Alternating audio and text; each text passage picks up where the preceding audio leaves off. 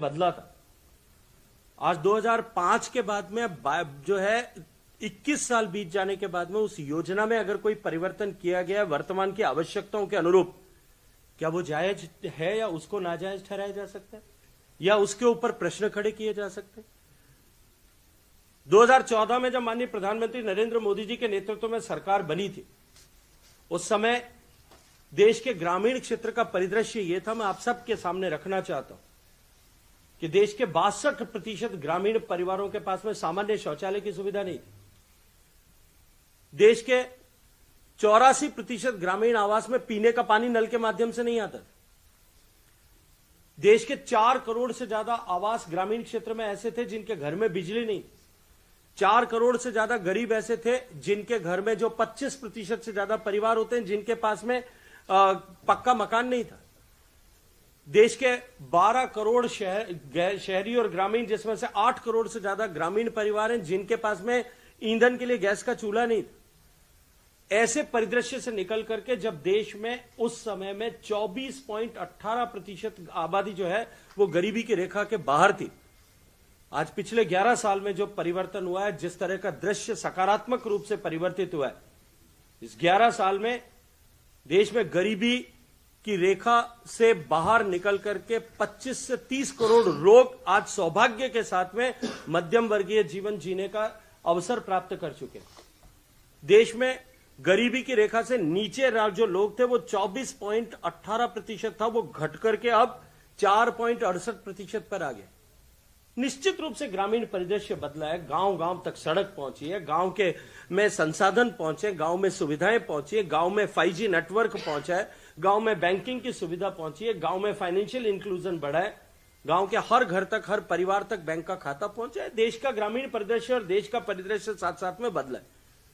ऐसे में निश्चित रूप से आवश्यकता थी कि महात्मा गांधी नरेगा योजना जिस स्वरूप में काम कर रही उस स्वरूप को परिवर्तित किया जाए, और परिवर्तित करने के पीछे और भी अनेक कारण थे। हम सब जानते हैं कि जब 2005 में रघुवंश प्रसाद सिंह जी ने तत्कालीन संसद में, जो उस समय के ग्रामीण विकास मंत्री थे, उन्होंने जब बिल प्रस्तुत किया था, और मैं आप सबसे कहूंगा कि लोकसभा का उस समय का रिकॉर्ड उठा करके पढ़ना चाहिए, तब कांग्रेस के अनेक सदस्यों ने और विपक्षी सदस्यों ने जो आज प्रश्न खड़े कर रहे हैं, वो उन्होंने ही कहा था कि यह सीमा 100 दिन क्यों रखी गई, 100 दिन से बढ़ाया जाना चाहिए। उन्होंने उस समय प्रश्न किया था कि कृषि के क्षेत्र, कृषि के काम के समय में, जब खेती की बुआई का समय होगा, खेती की कटाई का समय होगा, निराई गुड़ाई का समय होगा, उस समय अगर ये योजना चलेगी तो खेती में मजदूरों की उपलब्धता जो है वो किस तरह से सुनिश्चित होगी। ये प्रश्न उस समय भी खड़ा था। रूरल डेवलपमेंट मिनिस्टर रहते हुए जयराम रमेश साहब ने खुद ने लोकसभा के पटल पर इस बात को कहा था कि ये नरेगा की योजना क्या केवल खड्डे खोदने और खड्डों को भरने तक सीमित रहेगी। आप डेटा उठा करके देखिए, जो आज कांग्रेस पार्टी के महाराज कुमार है और कांग्रेस पार्टी की युवराज जी जो है बड़ी नेता आदरणीय प्रियंका जी है, इन दोनों ने भी प्रश्न अनेक बार खड़े किए नरेगा के भ्रष्टाचार को लेकर कि राज्यों में किस तरह से नरेगा में भ्रष्टाचार चल रहा है। मैं अगर कांग्रेस के नेताओं से इधर हट करके बात करूं, हम सब पत्रकार मित्रों ने भी निश्चित रूप से इसको लेकर के कभी न कभी, कहीं न कहीं, किसी न किसी तरह की स्टोरी की होगी कि नरेगा में जिस तरह से काम होना चाहिए उस तरह से न काम हो रहा है, न असेट क्रिएशन हो पा रहा है, और सरकार का हजारों करोड़ रुपया, देश की सरकार का भी और राज्य की सरकारें, क्योंकि 10% का कंट्रीब्यूशन राज्य की सरकारें करती थी, मटेरियल कंपोनेंट में 25% पैसा देती थी, राज्य की सरकारों का भी है, हजारों करोड़ रुपया हर साल खर्च हो रहा है। शरद पवार साहब जब कृषि मंत्री थे 10 साल तक के देश में, तब उन्होंने संसद के पटल पर और पब्लिक प्लेटफॉर्म पर दोनों जगह पर इस बात की चिंता व्यक्त की थी कि कृषि के काम के समय में नरेगा जो है एक बाधा है, इसको दुरुस्त किया जाना चाहिए, इसका कोई न कोई संशोधन करने की आवश्यकता है।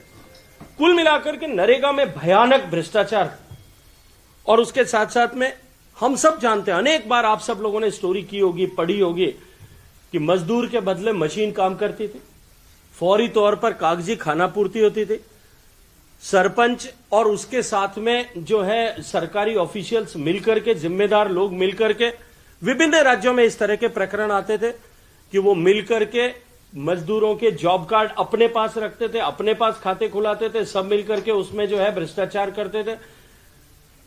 एक ही काम कई बार दिखा करके उसका पैसा उठाया जाता था। और इस सबको रोकने के पिछले सालों में जब कभी भी जो कोई भी सत्ता में रहे होंगे, प्रदेश में सत्ता में रहने वाली सरकारों ने भी, केंद्र में सत्ता में रहने वाली सरकारों ने भी उसको अनेक प्रयास किए गए। बिना काम भुगतान ऑडिट की व्यवस्था नहीं, सोशल ऑडिट होती नहीं थी। और इन सब के चलते हुए लगभग 11 लाख से ज्यादा कंप्लेंट्स भारत सरकार के पास में मनरेगा के काम में गड़बड़ियों को लेकर के रजिस्टर हुई थी, जिनको भी ठीक से एड्रेस नहीं किया जा सका था। विभिन्न राज्यों में जब इसको लेकर के नरेगा के काम को लेकर के सर्वे किए गए, उनकी जांच की गई, तब अनेक राज्यों में इसको लेकर के, लगभग सब राज्यों में गड़बड़ी थी, लेकिन अनेक राज्यों में तो घोटाले की पराकाष्ठा थी। पश्चिम बंगाल को उठा करके देखिए, 19 जिलों में इसका ऑडिट हुआ और 19 के 19 जिलों में जो है उसमें अनियमितताएं पाई गई। ठीक इसी तरह की स्थिति पंजाब में थी, ठीक इसी तरह की स्थिति तमिलनाडु में थी, ठीक इसी तरह की स्थिति कर्नाटक में थी। कमोबेश गड़बड़ियां देश के हर एक प्रांत में थी। मैं किसी राजनीतिक परिप्रेक्ष्य में बात नहीं करता, लेकिन कुछ राज्यों ने इसको एक मिल्किंग काउ, दूध देने वाली गाय के रूप में इसको बना लिया था। अपने लोगों को वित्तीय पोषण प्रदान करने के लिए भारत सरकार की इस योजना को, जो मजदूरों के नाम पर पैसे को लूट करके अपने को राजनीतिक रूप से सशक्त करने और मजबूत करने के लिए वो काम कर रहे थे। अगर इस योजना को लेकर के जो विरोध किया जा रहा है कि योजना समाप्त हो जाएगी, पैसा जो है सरकार अंततः नहीं देगी, मैं एक आंकड़ा आपके सबके सामने इस भ्रष्टाचार से इतर भी रखना चाहता हूं। 2005 से लेकर के 2014 तक यूपीए की सरकार, जिस यूपीए की सरकार ने ढोल ताशों के साथ में बजा करके नरेगा योजना लागू की थी, और जब यह कहा था तब पहले साल में इसमें 45,000 करोड़ का बजट आवंटित किया था 2005-06, और 2013-14 में इसका बजट आवंटन कितना थी एक बार उठा करके देखना चाहिए। 33,000 करोड़ रुपए का भी टोटल एक्सपेंडिचर नहीं कर पाए थे।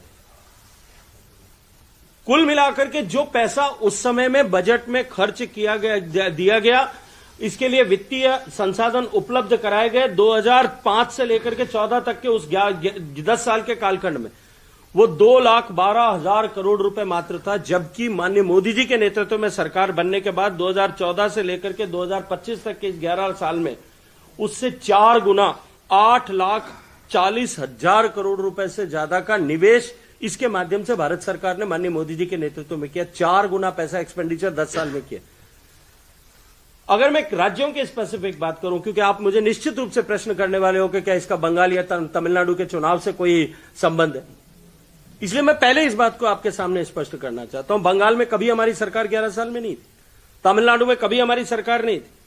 अगर मैं बात करूं तो वेस्ट बंगाल में कांग्रेस के यूपीए की सरकार में, जिसमें ममता बनर्जी जी हिस्सा हुआ करती थी, उसमें 14,985 करोड़ रुपए उनको 10 साल में मिले थे। और इस 10 साल में इतनी तमाम तरह की गड़बड़ियां उजागर होने के बावजूद भी भारत सरकार ने 54,500 करोड़ रुपए दिए हैं। वो भी कब?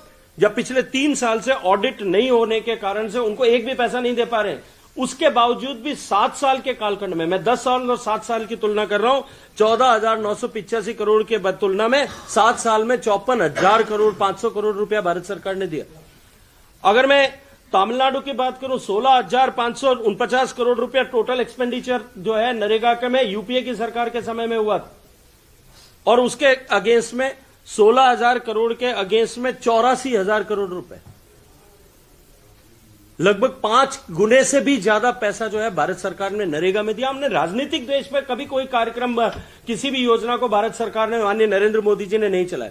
चाहे गरीब कल्याण की जितनी भी योजनाएं थी, देश में नया गवर्निंग मॉडल अगर किसी ने खड़ा किया, वो देश के प्रधानमंत्री नरेंद्र मोदी ने खड़ा किया। न जाति के आधार पर, न मजहब के आधार पर, न पूजा पद्धति के आधार पर, न वोटों की गिनती के आधार पर, न राजनीतिक प्रतिबद्धताओं के आधार पर कोई भेदभाव किए बिना हम देश के गरीब को गरीब जाति मानते हुए उसके कल्याण के लिए काम करेंगे। किसान को किसान मान करके उसके लिए कल्याण के लिए काम करेंगे। महिला को महिला मान करके उसके सशक्तिकरण और सुरक्षा के लिए काम करेंगे। युवा को युवा मान करके उसके रोजगार और भविष्य के लिए काम करेंगे।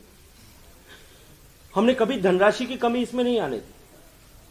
और जब हमने वीज जी राम जी योजना लागू की, तब भी उसके साथ में बजट की गारंटी हमने पेश की है कि हम उसमें कमिटेड 1,55,000 करोड़ रुपया भारत सरकार निवेश करेगी और राज्यों को अपना हिस्सा लेकर के राज्य भी उसमें निवेश करेंगे।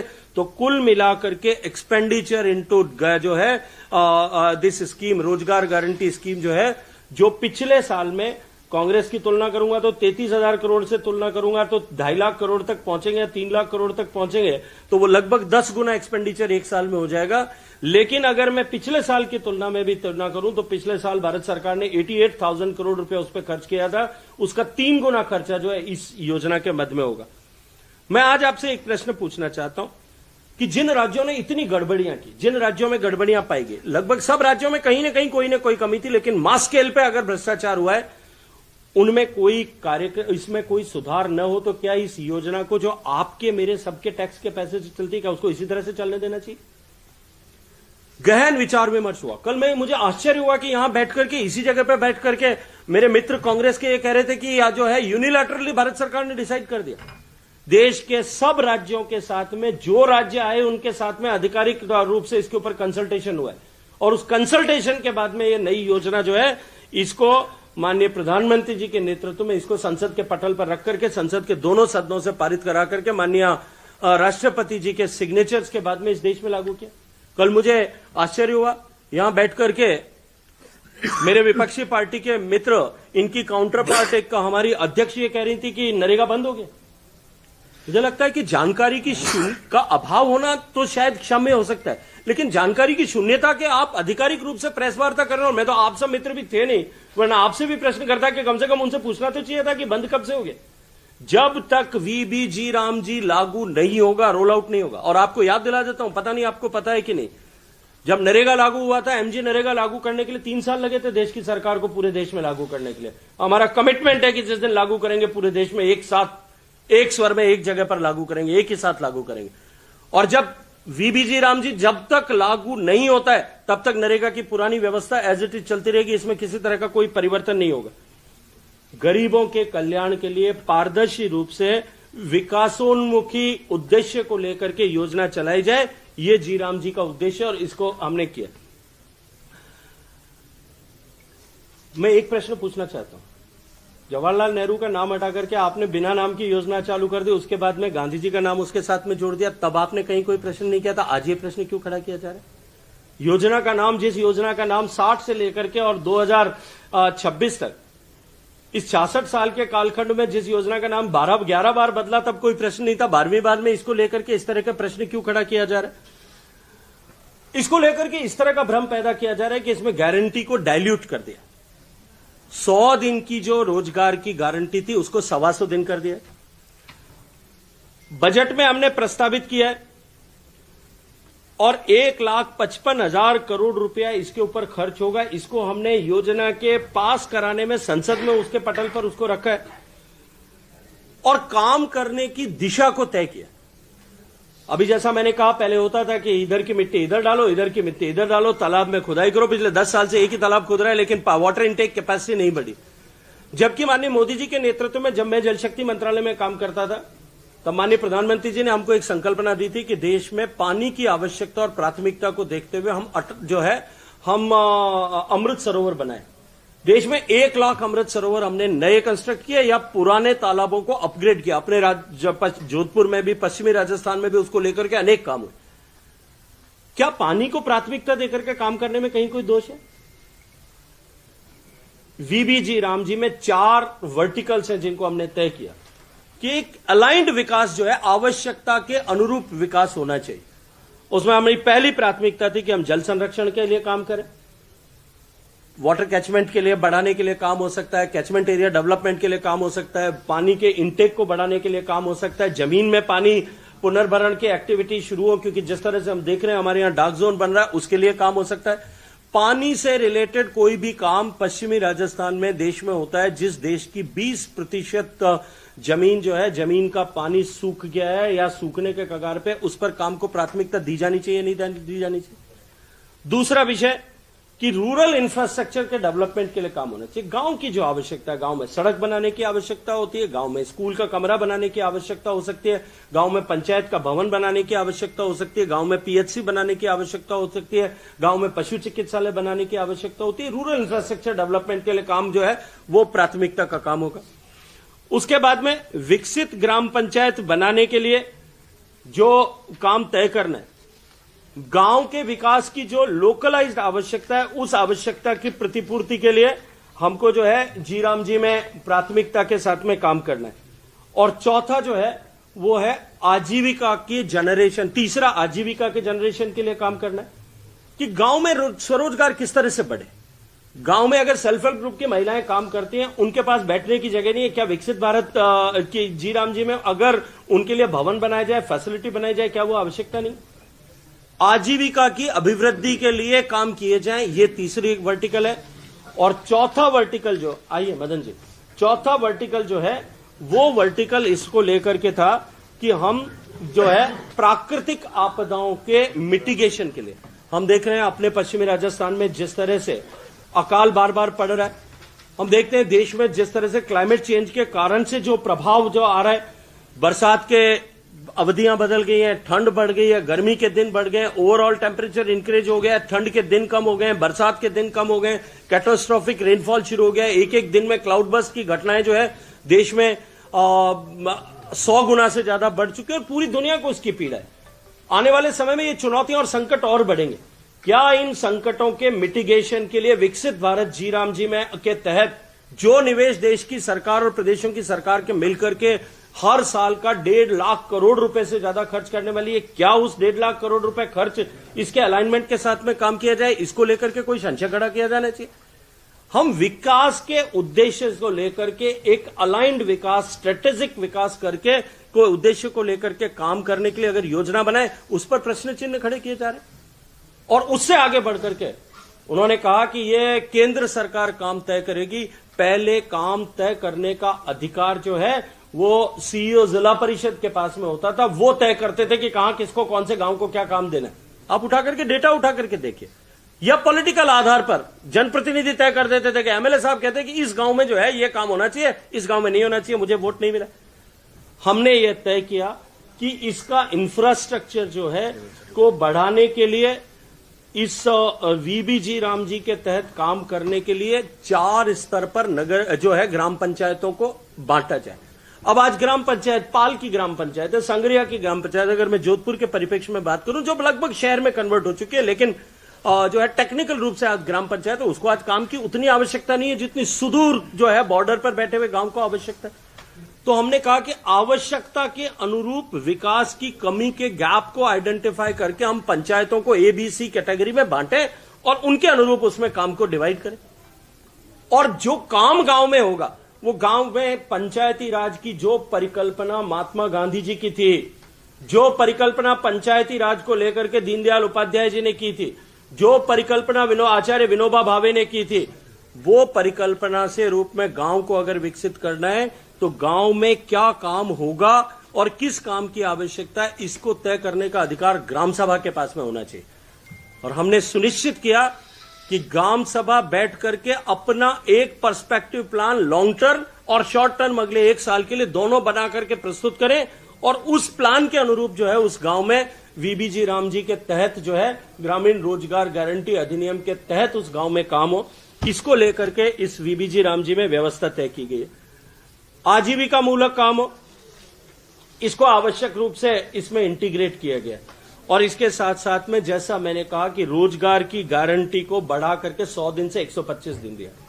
पहले अनेक प्रश्न इस बात को लेकर के आते थे कि रोजगार, लोगों ने मजदूरी कर दी, केंद्र सरकार से पैसा नहीं आया, राज्य सरकार ने उसको ठीक से हेड में ट्रांसफर नहीं किया, टाइमली जिला परिषद ने पंचायत समिति या पंचायत के खाते में ट्रांसफर नहीं किया, लोगों का भुगतान नहीं हो पाता था। हम लोगों के पास इस तरह की कंप्लेंट्स आप सबके निगाह में आती थी। ये तय किया यथा समय यदि रोजगार न प्रदान किया जा सके, मैं अपने आप को रोजगार के लिए एनरोल करता हूं, मुझे अगर सरकार रोजगार न दे सके वहां पे, तो मुझे जो है कंपनसेशन का भुगतान सरकार को करना पड़ेगा। मैंने अगर रोजगार कर लिया है, मैंने मजदूरी कर ली और मेरी मजदूरी का भुगतान अगर समय पर नहीं कर सके, पहले ऐसा कोई प्रावधान नहीं था, कि गारंटी में रोजगार की गारंटी नरेगा में थी, लेकिन उसको लेकर के अगर रोजगार नहीं मिल पाता है किसी गांव में, सरपंच को लेकर के पॉलिटिकल अलाइनमेंट का क्वेश्चन है और उसके कारण से अगर रोजगार नहीं मिल पाए, मजदूर को कोई कंपनसेशन नहीं मिल सकता था। आप उठा करके देख लीजिए, ऐसे कई गांव हैं जो पिछले कांग्रेस की सरकार में मिल जाएंगे, जहां भारतीय जनता पार्टी समर्थित सरपंच था, एक भी काम उस गांव में नहीं हुआ होगा। उसको हमने तय किया कि हम उसके लिए गारंटी होगी कि उसको कंपनसेशन पे करना पड़ेगा अगर रोजगार नहीं दे पाएंगे, और रोजगार करने के बाद में अगर समय पर भुगतान नहीं होता है, उसका एक चक्र का 8 दिन में भुगतान नहीं होता है, तो उसको लेट भुगतान पर पेनल्टी के साथ में भुगतान करना पड़ेगा। इसको अधिनियम बना करके हमने सुनिश्चित किया। तो गारंटी रोजगार की डाइल्यूट हुई है या स्ट्रेंथन हुई है, मैं तो आपसे प्रश्न करना चाहता हूं।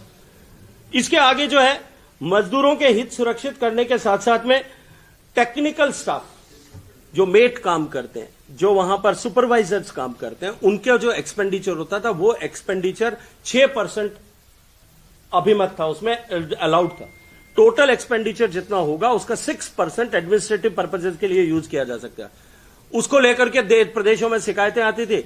एडमिनिस्ट्रेटिव एक्सपेंडिचर को कलेक्टर साहब और सीईओ के कमरे को फर्निश करने के लिए काम में लिया जा रहा है। ऐसे राजस्थान से बाहर अनेक प्रदेशों में इस तरह के उदाहरण आए थे। उसको लेकर के नरेगा के टेक्निकल एक्सपेंडिचर के पैसे को लेकर के जिला परिषद के स्टाफ के लिए गाड़ी खरीदी जा रही है, क्या वो उसमें अनुमत होना चाहिए? हमने कहा कि उसके नॉर्म्स तय होने चाहिए और एडमिनिस्ट्रेटिव एक्सपेंडिचर को लेकर के उसकी लिमिट को 6% से बढ़ा करके 9% कर दिया। 13,000 करोड़ रुपया अगले 1 साल में एडमिनिस्ट्रेटिव एक्सपेंडिचर के लिए हमारे मेट भाइयों को समय पर सैलरी मिले, हमारे सुपरवाइजर्स को ठीक से सैलरी, उनको जो है स्टाइपेंड मिल सके, उसके लिए नियोजित किया गया।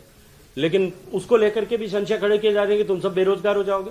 जब हमने उनके लिए एक्सपेंडिचर को, कैपिटल एक्सपेंडिचर को एनहेंस किया, तब वो किस तरह से बेरोजगार होंगे? पारदर्शिता जिसका भारी संकट इस योजना में था, जैसा मैंने कहा, मशीन काम करती थी, 80 साल की माताजी काम कर रही होती थी, रिकॉर्ड में 85 साल का आदमी नरेगा में मजदूरी कर रहा है, रिकॉर्ड में मजदूरी वो आदमी रहता जोधपुर शहर में, किसी के घर में डोमेस्टिक हेल्प के लिए काम करती है, महीने में 1 दिन जाकर के और वहां पे अपना कागजी खाना पूर्ति करके और नरेगा का पैसा उठा रही। क्या ट्रांसपेरेंसी की आवश्यकता नहीं? जिसको आवश्यकता है उसको मजदूरी मिले, क्या इसकी आवश्यकता नहीं? इस ट्रांसपेरेंसी के लिए हमने कहा कि हम टेक्नोलॉजी का उपयोग करेंगे, पीएम गति शक्ति के साथ में जोड़ करके सही समय पर, सही जगह पर, सही आवश्यकता के लिए निवेश हो, काम हो, उसको सुनिश्चित करेंगे। हमने तय किया कि राज्य सरकारों ने, जैसा मैंने कहा कि कुछ राज्य सरकारों ने नरेगा की योजना को भ्रष्टाचार की भेंट चढ़ा करके इसको अपने लोगों को, अपने पॉलिटिकल आइडियोलॉजी को स्ट्रेंथन करने के लिए, अपने लोगों को वित्त पोषित करने के लिए एक दुधारू गाय की तरह उपयोग करना प्रारंभ कर दिया था। उसको रोकने के लिए आवश्यकता थी कि राज्य भी अपना निवेश करें, ताकि जब पैसा साथ में अपना लगता है तो सेंस ऑफ रिस्पॉन्सिबिलिटी एनहेंस होती है, ताकि राज्य ज्यादा जिम्मेदारी और उत्तरदायित्व के साथ में काम कर सके। जैसा मैंने प्रारंभ में कहा कि जब पहली बार जब इसको बिल को रखा गया था 2005 में, रघुवंश बाबू ने को जवाब देना था, तब भी उनके सामने इस तरह का प्रश्न खड़ा था। शरद पवार साहब ने कृषि मंत्री रहते हुए इस बात का यूपीए की सरकार में प्रश्न खड़ा किया था कि इसके कारण से कृषि क्षेत्र में मजदूरों की उपलब्धता आवश्यकता के समय चुनौती बनती है, इसका समाधान करना चाहिए। हमने इसमें तय किया कि maximum 60 days state can suspend the NREGA activities in their state. 60 दिन मैक्सिमम है। स्टेट को तय करना है कि उनके यहां कब और कितनी आवश्यकता है, ये उनके ऊपर छोड़ा हुआ है। राज्य सरकार को स्वायत्तता दी है कि वो अपने यहां सुनिश्चित करे कि कब उसको खेती में आवश्यकता है, कितने दिन के मजदूरों के लिए सस्पेंड करने की आवश्यकता है। इसमें राज्यों को स्ट्रेंथन किया है, उनकी ताकत को बढ़ाया या कम किया। कल मेरे यहां एक मित्र खड़े होकर के कह रहे थे कि खेती को देकर के खेती का सत्यानाश कर देंगे और मजदूरों का सत्यानाश कैसे? मुझे लगता है कि आधार विहीन आरोप लगा करके जिस तरह से जो है इसके ऊपर संशय का बादल खड़ा करने की कोशिश की गई है, ये पहली बार नहीं है। कांग्रेस ने हमेशा इसी तरह का आचरण किया है, बिना किसी आधार पर। कभी वोट चोरी की बात करते हैं, कभी रफाल में घोटाले की बात करते हैं, विदेश में जाकर के देश को बदनाम करने की बात करते हैं। मैं तो इतना मानता हूं कि विपक्षियों में जो बेचैनी और घबराहट है, ये घबराहट और बेचैनी इसलिए है कि ये वीबी जी राम जी योजना लागू होने के बाद जब ग्रामीण क्षेत्रों का सशक्तिकरण होगा, उनका सुनियोजित विकास होगा, काम धरातल पर दिखने लगेगा, तब जनता निश्चित रूप से प्रश्न करेगी और जनता के जहन में और आप सब मित्रों के जहन में भी ये प्रश्न खड़ा होगा कि पिछले इतने सालों में जो क्यों नहीं हो पाया, पिछले इतने सालों में देश की जनता का कमाई का पैसा क्यों करके लौटाया गया। मैं तो ये मानता हूं कि इस नई योजना के प्रारंभ होने की घोषणा के साथ ही भ्रष्टाचारियों में शोर है और चोर की गरदाड़ी में कहीं न कहीं तिनका दिखाई दे रहा है। राष्ट्र और मजदूरों के हित में, देश के कृषि क्षेत्र के हित में, देश के गांवों के सशक्तिकरण और सुनियोजित विकास के हित में जो योजना लागू की गई है, इस योजना को लेकर के देश में असीम उत्साह है। लेकिन जिनको इस योजना को अपनी बपौती मानते हैं और जिनको इस योजना के साथ में केवल और केवल भ्रष्टाचार के माध्यम से वित्त पोषण करते हुए अपने लोगों को जुड़ाव के रूप में जिस योजना को देखते थे, उनके पेट में दर्द निश्चित रूप से होना स्वाभाविक भी है। अब दर्द की दवा मुझे लगता है आप सब मित्रों के पास में, आप सब लोग सही दवा देंगे, इस अपेक्षा के साथ में आप सबका धन्यवाद। सर, ये विरोध करने के लिए विरोध है या भगवान राम का विरोध है? देखिए, राम के अस्तित्व को वो विरोध इसलिए नहीं करता कि वो नहीं कर पाएंगे, क्योंकि राम के अस्तित्व को नकारने की चेष्टाएं उन्होंने पहले भी की हैं और भगवान राम का अस्तित्व नकारने के बाद में वो हाशिए पर सिमटते अब तो कहीं कोने में बचे हैं, वहां से निकल जाएंगे। उसके बाद में शायद उनको राम और राम के अस्तित्व की ताकत समझ में आएगी। इसलिए अब साहस और दुस्साहस राम के नाम का तो शायद नहीं बचा होगा। लेकिन ये भी चीज है ना कि स्टेट का 30% बढ़ जाएगा। 10 मेरा स्टेट 40 आप 10% बढ़ जाएगा तो स्टेट का एक्सपेंडिचर तो बढ़ेगा, जबकि पहले पूरी सेंट्रल फंडिंग थी। देखिए, भारत सरकार ने जब 14th फाइनेंस कमीशन आया था, जिससे पहले नरेगा लागू हुई थी, नरेगा 2005 में एमजी नरेगा लागू हुआ और 2014 में 14th फाइनेंस कमीशन की रिकमेंडेशंस आई थी, जिस फाइनेंस कमीशन को यूपीए सरकार ने बनाया था। जब 14th फाइनेंस कमीशन की रिकमेंडेशंस आई थी, तब राज्यों ने ये मांग की थी वित्त आयोग के सामने, 14वें वित्त आयोग के सामने, जिसमें हमारे यहां राजस्थान में भी जो सरकार थी उस समय, जो मुखिया थे हमारे ही जोधपुर के अपने, वो भी उसमें स्टेक होल्डर थे। सब राज्यों ने यह मांग की थी कि हमको अपने अनुरूप काम करने के लिए, अपने आवश्यकताओं के अनुरूप, और आवश्यकताओं के अनुरूप को मैं थोड़ा सा खुलासा कर दूं आपके सामने, कि जब राज्य में, जिस राज्य ने किसी एक क्षेत्र में अच्छा काम किया, राजस्थान ने, सरकारें चाहे कोई भी रही होंगी, कमोबेश राजस्थान में ग्राम सड़क योजना में बहुत अच्छा काम हुआ था। देश के दूसरे राज्यों में जहां 500 हैबिटेशन तक नहीं पहुंचे थे, तब तक हमने अपना कोटा पूरा कर लिया था। अब क्योंकि योजना भारत सरकार एक ही साथ बनाती थी, जब तक 500 तक सब नहीं पहुंचेंगे तब तक राजस्थान को उसका लॉस होता था। किसी एक राज्य ने, गुजरात ने पानी के लिए काम कर लिया था, पानी पे अगर काम में कोई भी पैसा बजटरी एलोकेशन हो सकता था, गुजरात उससे वंचित रहता था, क्योंकि उसमें उनको वो पूरा कर चुके थे। जो टाइमली और ईमानदारी से काम करते थे, परफॉर्म करते थे, उनको नुकसान हो रहा था। ऐसा मानते हुए मुख्यमंत्रियों ने कहा कि हमको एडिशनल एक्सपेंडिचर के लिए पैसा जो है अधिक स्वायत्तता के साथ में मिलना चाहिए। भारत सरकार का जो टैक्स कलेक्शन था, उसका 32% पैसा स्टेट के पूल्स में जाता था। भारत सरकार का चाहे इनकम टैक्स से आता है, चाहे सेल्स टैक्स से उस समय आता था, अब जीएसटी से आता है, चाहे जो है कस्टम से पैसा आता है, जो भारत सरकार के रेवेन्यू के सोर्सेज हैं, उन सारे पैसे को भारत सरकार जो है 32% राज्यों को देती थी। 14th फाइनेंस कमीशन ने, अधिकांश कांग्रेस शासित राज्य थे, उन सब की रिकमेंडेशन के आधार पर यह तय किया कि इसको बढ़ाना चाहिए। हमने हूबहू उसको स्वीकार करके 32 से 42% कर दिया और उसमें 5% एडिशनल, 42% से ऊपर 5% एडिशनल पैसा जो है वो पंचायती राज के निमित्त ही सीधा खर्च हो सकता है। तो 32 से प्रैक्टिकली बढ़ा करके 47% कर दिया, 15% की ग्रोथ हुई। वो 15% का एडिशनल पैसा राज्य सरकारों के पास में इसी के निमित्त दिया गया था। लेकिन मैं दुख के साथ में कह सकता हूं कि राज्य सरकारें, उन्होंने उस पैसे को जिस तरह से राज्यों के उपयोग के लिए काम करना चाहिए था, उसके बजाय उसको फ्रीबीज के माध्यम से लोगों को तुष्टीकरण वोटों के लिए करने के लिए काम में लिया। आपके पास में संसाधन उपलब्ध है, वो 15% पैसा आपके पास में एडिशनल आ रहा है, उसको आप ग्रामीण विकास के लिए खर्च करिए। मुझे लगता है कहीं इसमें कोई संशय नहीं। सर, मेरा एक सवाल है, जब से मनरेगा लागू हुआ था तब से अभी तक ऐसा कोई एक लैंडमार्क कार्य इस योजना के अंतर्गत किसी भी गाँव में सामने नहीं है। जैसा कि आप बता रहे हैं कि अब वीबी राम जी में नया इंफ्रास्ट्रक्चर, और जिस तरह से पहले सिर्फ कुएं, तालाब, बावड़ी का काम होता है, उसके अलावा भी काम इसमें होंगे, और ऐसे भी कई उदाहरण है, मरे हुए लोग भी इसमें काम करते थे जो गाँव में शहरों में, तो उन लोगों में कहीं ना कहीं आक्रोश व्याप्त नहीं होगा आपके खिलाफ अगर इस तरह ट्रांसपेरेंसी से काम करोगे? मुझे लगता है कि देश के निर्माण के लिए, देश के भले के लिए, देश के विकास के लिए, ग्रामीण क्षेत्र के विकास के लिए अगर भ्रष्टाचारियों में आक्रोश व्याप्त होता है और भ्रष्टाचार करने वाले लोगों के अंदर जो है या भ्रष्टाचार के बेनिफिशियरीज के अंदर आक्रोश व्याप्त होता है, तो ऐसे 100 आक्रोश, 1000 आक्रोश सहल करके भी हम अपने राजनीतिक लाभ के लिए ऐसे लोगों को बर्दाश्त नहीं करेंगे। देखिए, जब नोटबंदी किया था तब कोई कल्पना नहीं कर सकता था कि उत्तर प्रदेश का चुनाव सामने खड़ा है और हम नोटबंदी करें। कोई कल्पना नहीं कर सकता था कि 2017 में जब जीएसटी का कानून लागू किया था तब सामने 3 राज्यों के चुनाव खड़े थे और आने वाले 1 साल में 6 राज्यों में चुनाव होने वाले थे। लेकिन नरेंद्र मोदी जी राजनीतिक लाभ के लिए देश के हित से समझौता करें, इस तरह की मिट्टी से बने हुए नहीं है। लेकिन सर 11 बार उन्होंने नाम चेंज किया, तो अब उनके पेट में दर्द क्यों हो रहा है जब एक सार्थक तरीके से? मुझे लगता है कि कल आप यहाँ थे नहीं, वरना ये प्रश्न कल उनको पूछना चाहिए था। आज मैंने बता दिया, अगली बार अवसर मिले पूछिएगा। क्या योजना तो ऐसा कोई लैंडमार्क कार्य अब देखने को मिलेगा? निश्चित रूप से मिलेगा, निश्चित रूप से मिलेगा। आपने अपने प्रश्न की शुरुआत में, पिछले प्रश्न में कहा कि एक भी गांव में काम नहीं हुआ। मैं ऐसा नहीं कहता, बहुत सारे गांव हैं जहां काम ढूंढे जा सकते हैं, जहां नरेगा ने सकारात्मक काम किया होगा। लेकिन जितना निवेश भारत सरकार ने किया, राज्य सरकारों ने भी 10% कंट्रीब्यूशन के नाम पर किया, जितना इम्पैक्टफुल होना चाहिए उसका 10%, 20% भी नहीं हो रहा था।